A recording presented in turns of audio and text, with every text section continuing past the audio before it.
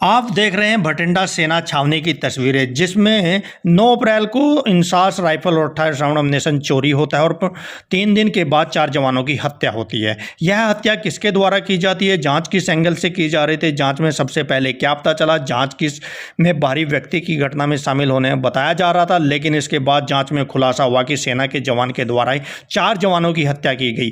बताया जा रहा है कि जाँच को पहले गुमराह किया जाता है। जवान को हिरासत में लेकर कड़ाई से पूछताछ हुई तो जांच से ही दिशा में आगे और सनसनीखेज खुलासा हुआ। आखिर जवान ने यह हत्या क्यों की है। नमस्कार, मैं हूं मुकेश स्वामी।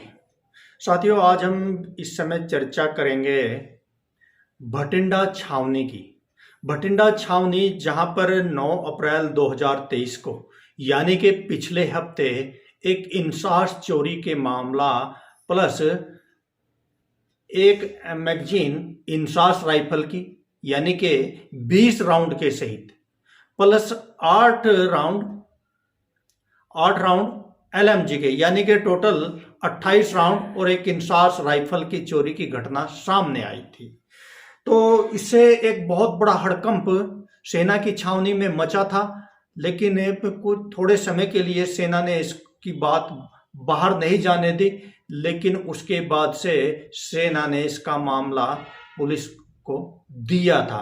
पुलिस इस मामले में गहनता से जांच कर रही थी और पुलिस और सेना दोनों ही मिलकर इस मामले की जांच में जुटी हुई थी। लेकिन आपको बता दें कि 9 अप्रैल को जैसे ही यह मामला, चोरी का मामला 9 अप्रैल को होता है, उसके ठीक 3 दिनों के बाद एक और नई घटना सामने आती है। यह एक ऐसी घटना थी जिसमें पूरी सेना हतप्रभ रह गई और पूरा सेना ही नहीं, मैं आपको बता दूं कि भटिंडा छावनी ही नहीं, पूरा देश हतप्रभ रह गया था जब यह घटना सामने आई थी। तो मामला 3 दिन के बाद यानी कि 12 अप्रैल को हुआ कि भटिंडा छावनी जो कि पंजाब में है, और अगर बात पाकिस्तान की करें तो पाकिस्तान बॉर्डर से महज 100 किलोमीटर की दूरी पर है और एशिया की सबसे बड़ी छावनी है और इसमें अम्युनिशन डिपो भी बताया जाता है। तो बड़ी ही महत्वपूर्ण छावनी है।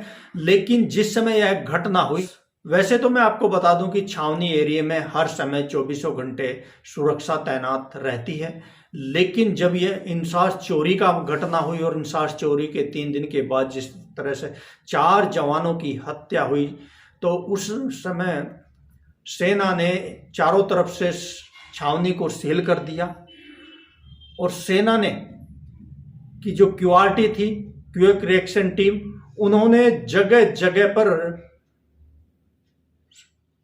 उनकी धरपकड़ के लिए, जो हत्यारे थे उनकी धरपकड़ के लिए अभियान शुरू कर दिया। और यह मामला सुबह 4:30 बजे का बताया जा रहा है, 12 अप्रैल सुबह 4:30 बजे।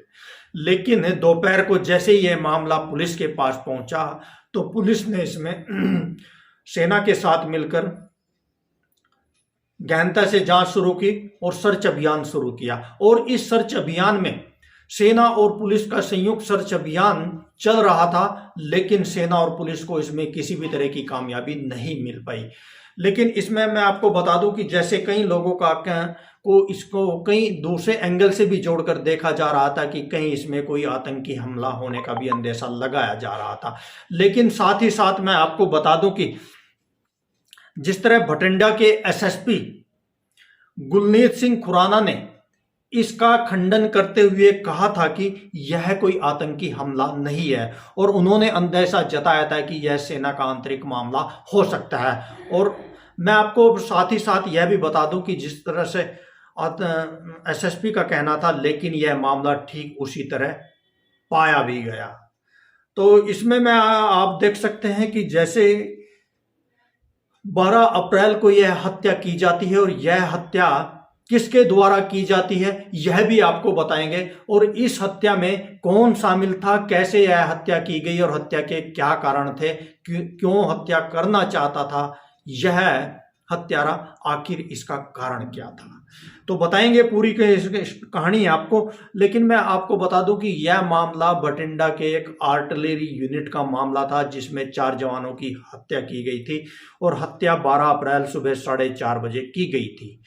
तो लेकिन इसकी एक बठिंडा पुलिस के द्वारा इसके लिए एक टीम का गठन किया गया, जो कि संयुक्त रूप से सेना और पुलिस इसकी जांच में जुटी हुई थी और इसके लिए सर्च अभियान भी चलाया जा रहा था।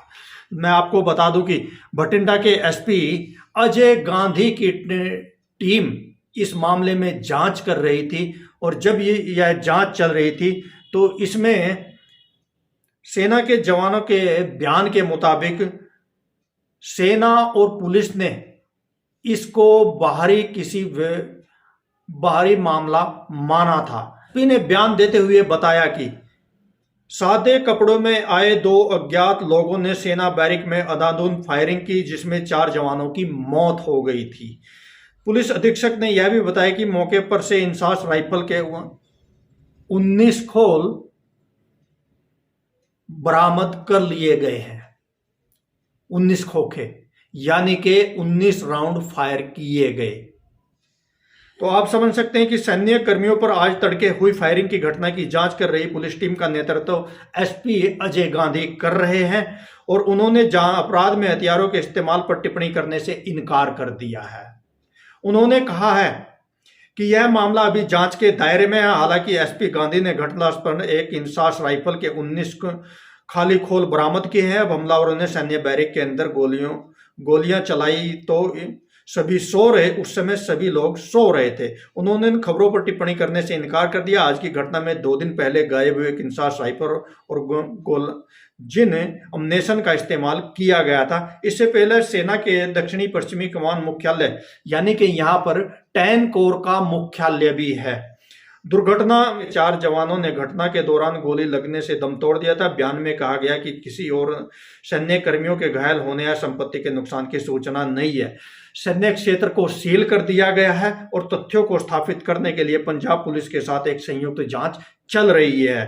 तो खुराना के मुताबिक यह मामला बताया गया था, लेकिन मैं आपको बता दूं कि जैसे ही यह जांच आगे बढ़ रही थी और इसके लिए पूछताछ के लिए कुछ जवानों को हिरासत में लिया गया था, लेकिन उन पूछताछ के लिए जांच में 12 जवानों को लिया गया था और उनके बयान लिए गए। सेना और पुलिस के द्वारा अलग अलग बयान लिए गए, लेकिन उनमें से एक मोहन देसाई नाम का जो जवान था, उसने सेना को दिए गए बयान में सादे कपड़ों में हमलावर के भागने का अंदेशा जताते हुए बयान दिया था, लेकिन पुलिस को इस मामले में अलग बयान देते हुए अपना बयान दर्ज कराया। तो सेना को पुलिस को इसी बात पर शक हुआ और पुलिस ने शक जताते हुए मोहन देसाई को गिरफ्तार किया, और जब कड़ाई से पूछताछ की गई तो उन्होंने अपना जुर्म कबूल करते हुए बताया कि यह हत्या उन्होंने ही की है, और जब उसके कारणों का पता